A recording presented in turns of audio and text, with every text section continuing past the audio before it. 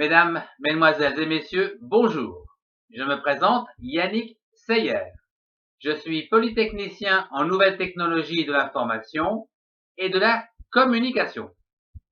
Dans ce cours sur le management de projet, voyons le coût de la qualité pour maintenir les délais.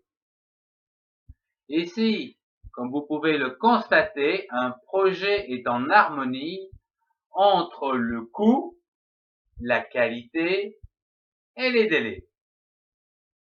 Excellent cours à tous. Voyons tout d'abord le contexte dans lequel nous allons évoluer. En vue de pourvoir un produit, une grande société a nommé un comité de pilotage qui lui-même vous a confié un projet en tant que chef de projet.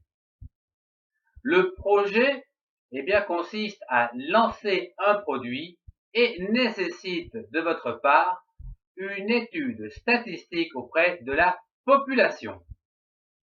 Voyons à travers un exemple simple ici l'harmonisation entre le coût, la qualité et les délais.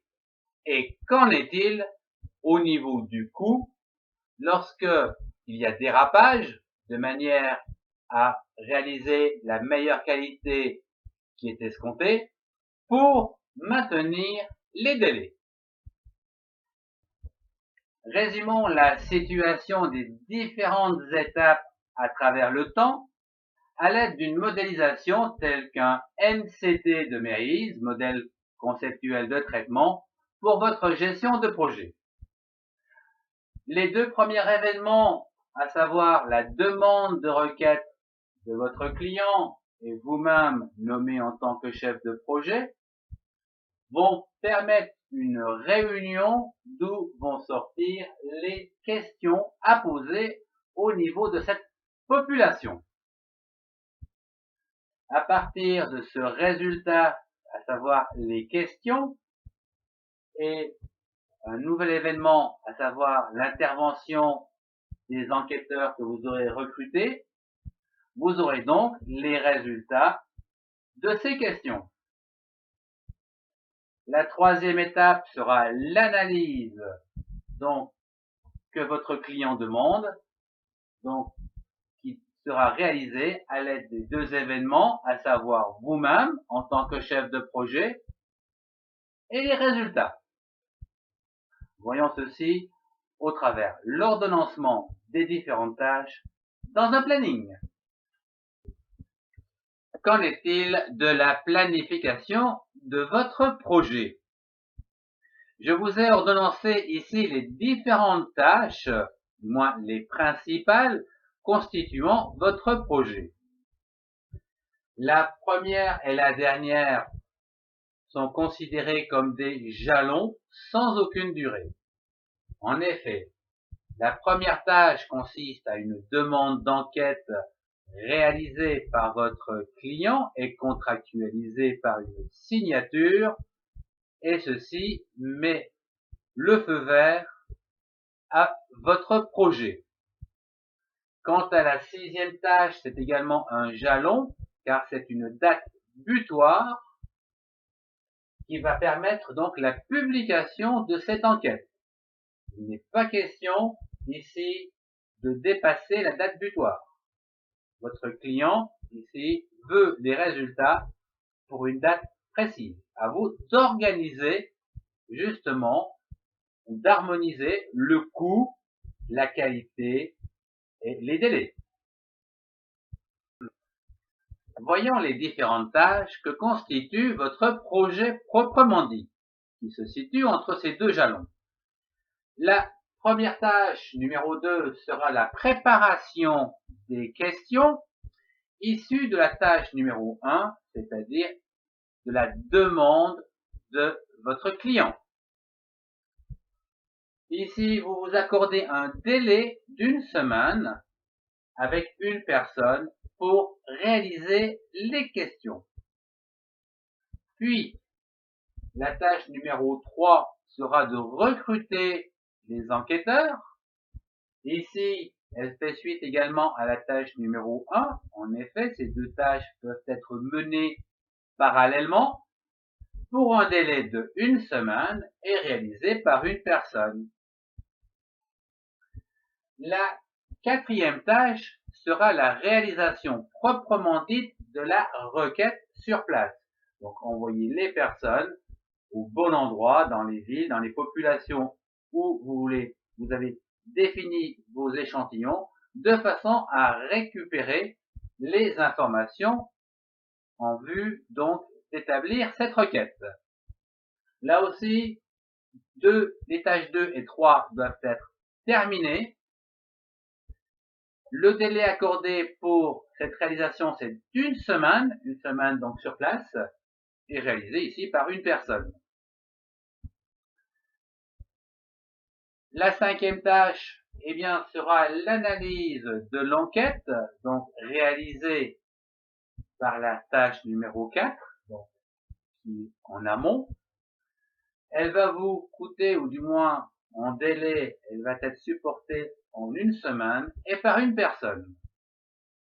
Nous pouvons représenter donc ce planning au travers d'un diagramme de Gantt, une visualisation donc des différentes semaines, des différentes tâches par semaine dans le temps, où ici vous pouvez voir bien que la préparation des questions et le recrutement des enquêteurs se fait au même moment, puis la réalisation de l'enquête sur place une semaine plus tard, et à la fin de cette dernière, eh bien, l'analyse proprement dite, afin que le dernier jour d'analyse, eh bien, on puisse arriver à cette date butoir de publication de l'enquête. En tant que chef de projet, vous avez pour mission de mesurer et de contrôler l'évolution du bon déroulement du projet, à savoir les tâches dans le temps.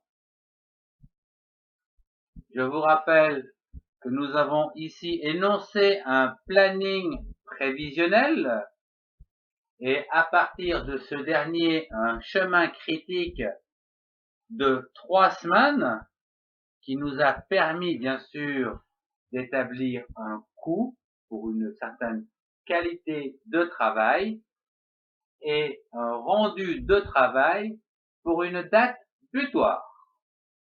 Donc, il est important de vérifier tout au long du projet, par des mesures tous les jours ou toutes les semaines, le mieux que vous pouvez, de façon à réagir ou à réajuster tout dérapage, de façon à maintenir les délais.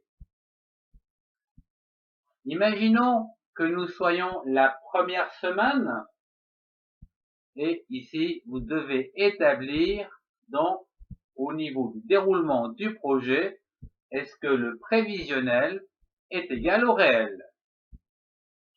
Il se trouve que oui. En effet, vous êtes dans les temps, donc il n'y a pas d'affolement possible. Tout va bien. Qu'en est-il au niveau de la deuxième semaine?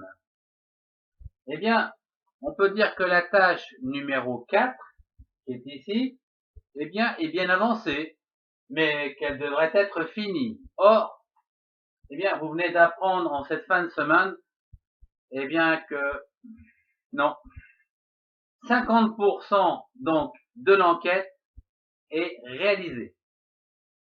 Ça, c'est un coup dur, effectivement, puisque là, à une semaine donc de la date butoir, vous apprenez qu'il va falloir ajouter une semaine à cette semaine pour réaliser l'enquête, ce qui vous donnera ici un manque de temps pour la publication, pour l'analyse de l'enquête, qui peut durer une semaine. Voyons comment réagir, ou du moins quelles sont les mesures dont on dispose de façon à maintenir les délais. Et ici, bien sûr, nous allons voir que ça a un coût.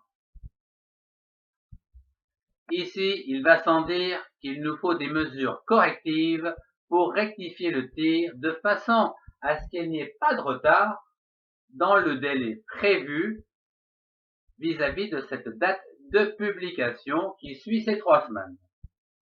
Alors, que faire?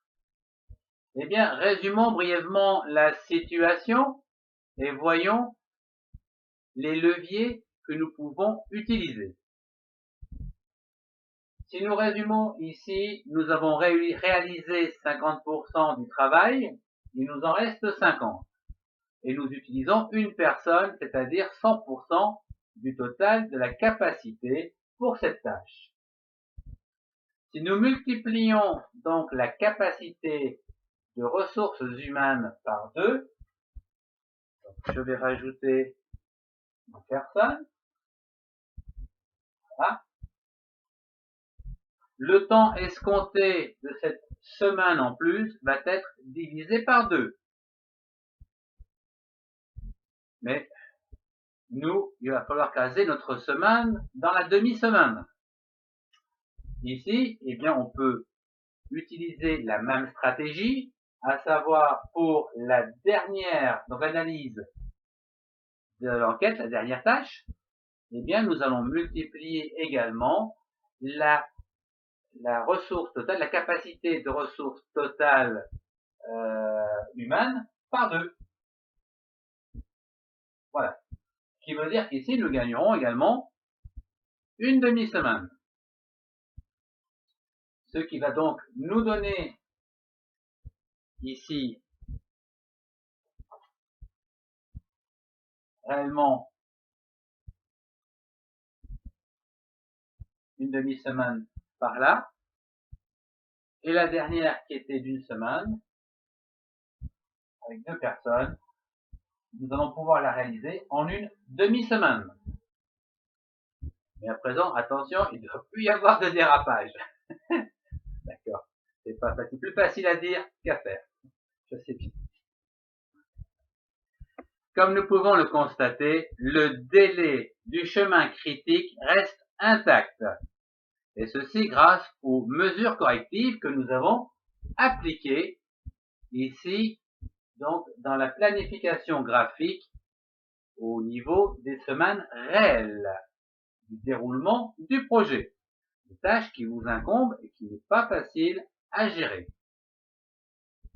Ceci dit, au niveau du coût, effectivement, nous pouvons dire que nous avons ici amélioré la qualité du travail, puisque avec une demi-semaine, donc pour une personne ici et une demi ici, eh bien, ça va engendrer les frais de une semaine d'une personne supplémentaire.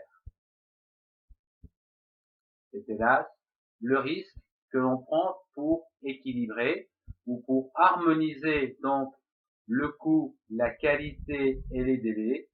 Eh bien, dès qu'un de ces 3 facteurs tend à aller au-delà de l'harmonisation, pour le remettre dans l'harmonisation, eh bien souvent, il y a un coût à payer. Ce cours touche déjà à sa fin. Je vous remercie de l'avoir suivi. Au revoir et à très bientôt.